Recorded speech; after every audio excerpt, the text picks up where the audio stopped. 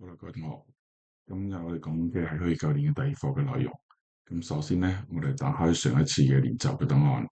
我哋可以開翻之前你哋完成嘅。咁自己每個同學應該檔案應該有嘅。OK，咁完成咗之後咧，咁我哋首先咧，今次咧我哋需要用到 AI 語音啊。咁語音服務度咧，我喺佢作客嗰度咧加嘅時候咧，我哋揀一個叫做文字轉語音呢個功能。咁開咗之後咧，我哋會見到呢邊又多咗一個文字轉音，係咪？有三個內容。OK，好。咁下面咧，我哋開始進行對角色進行編程啦。咁首先咧，我哋選擇第一個角色先。咁第一個角色咧，咁就係我哋嘅上半身嗰個內容啦。咁呢一個咧，我哋要做翻個事件嗰度先。咁我哋開始點擊嘅時候咧，我哋需要確定一下我哋嘅角色造型啦。咁呢度嘅時候咧，我哋可以轉換為角色造型第一個。OK，咁我哋確定咗先。OK，跟住咧，下面咧，我哋需要進行一個語音操作嘅時候咧，我哋需要下面揀一揀佢。咁希望呢個角色咧講嘢啦。咁首先咧，我哋要將佢設定一個聲音啦。咁呢聲音咧，呢個係女聲嘅。咁下面呢一個男聲。咁我哋一般嚟講揀男聲啦，因為我哋運動員係教練係男士，咁用翻男聲。跟住語言嗰度咧，我哋咁假設今次用英文啦。咁英文嘅時候咧，我需要佢講一啲説話嘅，一個鼓勵嘅説話，或者係一啲口語。咁呢度咧，我哋就需要輸入相關嘅文字。好，咁呢度我哋可以點擊一下文字之後咧，輸入文字就 OK 啦，基本上。咁打完之後咧，咁而家我就完成咗對角色嘅語音輸入啦。咁我可以等下去測試一下，聽一聽。Hello, let's move our arms in a circle. 好啦，咁呢個時候就聽到佢相應講嘅一啲語言啦，係咪？OK，咁下面咧我哋會進行第二個角色嘅操作，就係我哋隻手啦。咁手部操作嘅時候咧，接住去做第四步啦。咁我哋咧需要建立一個變數，咁要建立變數。咁嗰啲變數咧，我哋係攞嚟記錄我哋嘅時間間隔嘅。咁我記錄個 interval 咁樣。OK，好。咁建立咗變數之後咧，咁我哋咧就進入手部呢一個角色嗰度啦。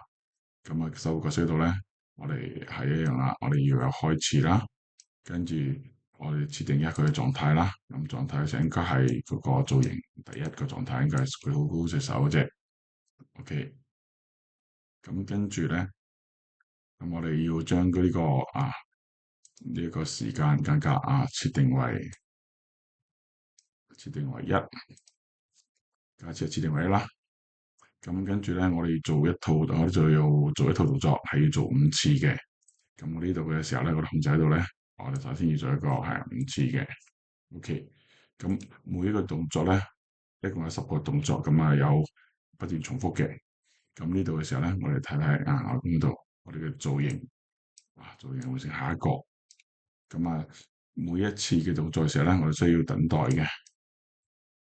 OK，咁我哋等待嘅時間咧，控制喺度咧，可以睇睇我哋嘅。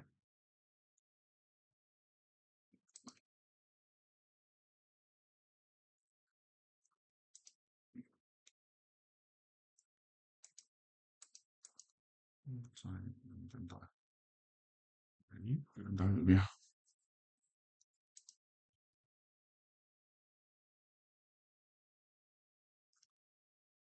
我做完動作之後咧，我哋要進入一個每次做完我哋等待一下個時間嘅。咁我哋喺個時控制嗰度咧OK，就係咁。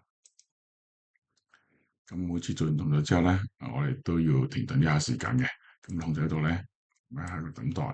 咁呢個做完之後咧，我哋會做同樣等待。咁等待時間係咩咧？咁等待時間就係我哋之前記錄嗰一個啦。等時間隔啦。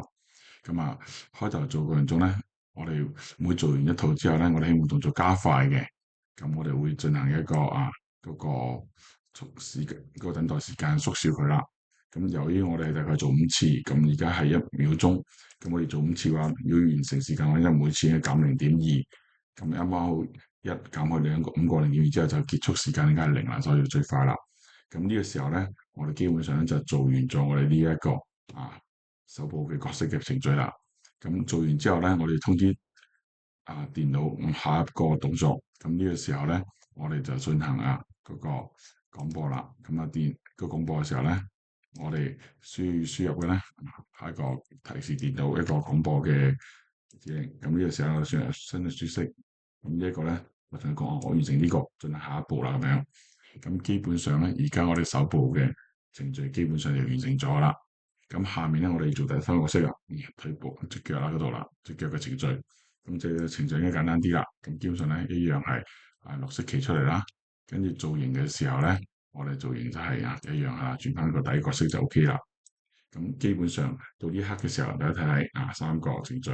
咁身體嘅程序咧就係記錄咗一個語音輸出啦，我哋語音轉文字轉語音發出嚟嘅。跟住咧呢個腳步咧，咁基本上就係做咗第一狀態。咁照呢一次嘅時候咧，應該重點係喺我哋嘅手部嗰度啦。咁手部嗰度嘅時候咧，大家要留意下。咁手部嘅時候，簡單解釋下啦。呢個第一狀態啦，跟住咧我哋假設個時間。咁時間嘅話咧，我哋假設唯一嘅情況下。咁而家我哋需要連續去擺動嘅手臂㗎，反覆咁去擺動隻手臂。咁基本上做咗10次擺動嘅，其實咁一次上一次下，咁即係唔做啦，係咪？咁呢度，咁呢個時間咧，開頭嘅時間係1，咁後尾每次做完一做之後咧，會減0.2，咁時間等待少咗之後就會加快㗎啦。咁下面我睇睇完成嘅效果。Hello, let's move our arms in a circle. 咁你見到呢個等待嘅係1嘅，咁呢套做完之後咧，做完手動作之後咧，佢就會變做0.8。咁呢個見到速度比下先會慢，會快少少噶啦。因為等待時間少咗之後，咁即係速度會加快啦。咁做完一組之後會變0.6啦，咁速度最快少少嘅。咁做完10個動作之後咧，咁跟住就變0.4啦。就見到仲快啲嘅。咁做完10個動作之後都變0.2啦。咁基本上咧，到0.4就結束咗啦。咁就程序就完成咗啦。